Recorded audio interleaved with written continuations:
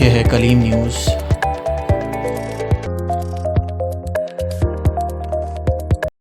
سکر سے نمائندہ کلیم ضیاء الرحمان کی report. All Pakistan local government workers federation Sukkur کے مطالبات کے حق میں دفتروں کی تالہ بندی کر کے کام چھوڑ ہڑتال، احتجاجی دھرنا، نعرے بازی، مطالبات منظور نہ ہونے تک احتجاجی سلسلہ جاری رکھنے کا اعلان۔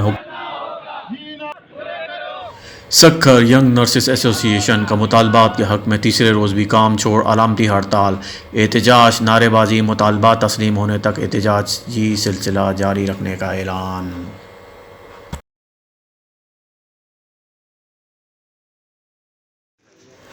سکر مشیر ذیل خانہ جات اعجاز جکرانی آمدن سے زائد اثاثے بنانے کے ریفرنس کی سماعت پر احتساب عدالت میں پیش۔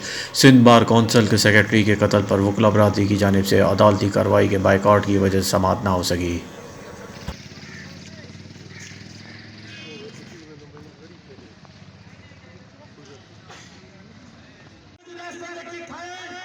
آل پاکستان وابڈا hydro electric labour union Sukkur region کے زیر اہتمام سکر پریس کلب کے سامنے احتجاجی دھرنا اور نعرے بازی۔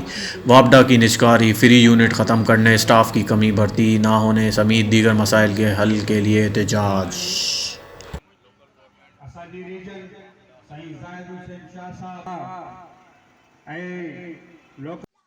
خیرپور سے نمائندہ کلیم مزمل حسین کی report. Government boys degree college Pir Jo Goth میں اسپورٹس گالا کے شاندار مقابلے جاری۔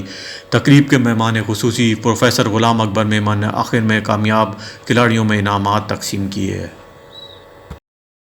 میرپور ماتھیلو سے نمائندہ کلیم ذیشان آرائیں کی رپورٹ۔ سپرنٹنڈنٹ پولیس گھوٹکی محمد اظہر خان مغل نے اپنے عہدے کا چارج سنبھال لیا۔